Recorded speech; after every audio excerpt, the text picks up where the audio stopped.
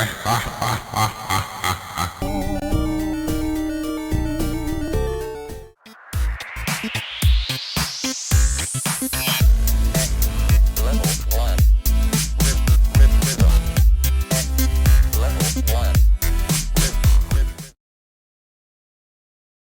there nerds, today I'm bringing you my latest retro video game review.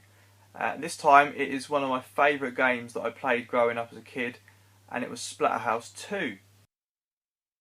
Okay, so Splatterhouse 2 was released in 1992, produced by Namco, and it was released for home consoles on the Sega Megadrive in the UK or Sega Genesis in America.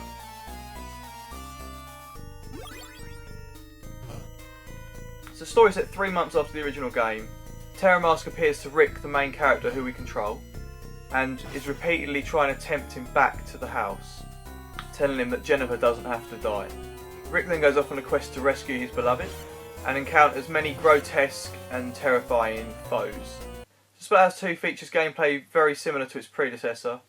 The original game was released in 1988 in arcades, ported to home consoles on the PC Engine, and also PC. It had the same 2D side-scrolling beat-em-up action as the second game. Rick's mask looks more like a hockey mask in the first game, like Jason Voorhees, which I think the series tried to steer away for later games. The player controls Rick through 8 different levels. Each one is two-dimensional. Rick's attacks remain unchanged. You can punch, kick, jump kick, and use weapons, many of which you can pick up during the various stages. It's a simple game, not much exceptional gameplay here. It didn't set the gaming industry alight with any innovations back in the day, but it's a really fun game. I enjoy it. It's simple. It relied heavily on the gore factor and its horror storyline. Its main character's similarities and look to Jason Voorhees from Friday the 13th. I think the developers really tried to push the boundaries with the amount of gore that features in the levels, the backgrounds, and on the enemies. But nowadays this isn't so shocking. But back then, back in the late 80s, early 90s, this was quite shocking. Each level features a boss at the end, which is generally a horrific and terrifying, disturbing creature.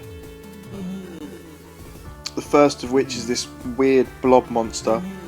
You have to get him with an attack, dodge the acid that it spits, get him with an attack, dodge the acid over and over. Next one you got is this bulging eyed weirdo. He spits a massive, I don't know what it is, at you. You dodge the skulls, you jump the bogey that he spits at you, you hit them in the eyes till they explode. Another boss is this weird baby, hanging baby. First of all, you're attacked by poltergeist here, which is lunging weapons at you until you grab the weapons. Then more hanging babies turn up and you try and kill them. And later in the game there's even stranger bosses that you can come across. New features in the English version included a password system, which was very handy because you died a lot, and gameplay difficulty settings. There's not a lot of variety in this game. It is pretty much walk to the right, attack an enemy, dodge some obstacles along the way, and then end up fighting a boss.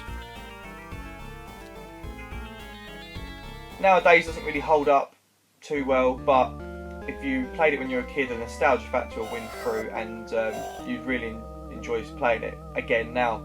Nowadays there's been far more shocking and graphically impressive games in terms of horror, so it doesn't really have that shock factor or gore factor much anymore. But yeah, nostalgia will win through for me, and I still enjoy it. It was the first game I ever bought on the Sega Megadrive. I got my Sega Megadrive with Splatterhouse 2, which was the reason I bought the console for that game. And also Altered Beast came with it. So those two games, they do hold a special place in my heart. So if I'm going to rate this game out of 10 now, I would give it 7 out of 10.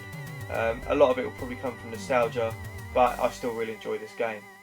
Okay, thanks for watching guys. I hope you've enjoyed this video. If you have, please give it a like. Leave some comments about Splatterhouse 2. Have you played it, or what do you think of the look of it from this video? Do you think it looks cool?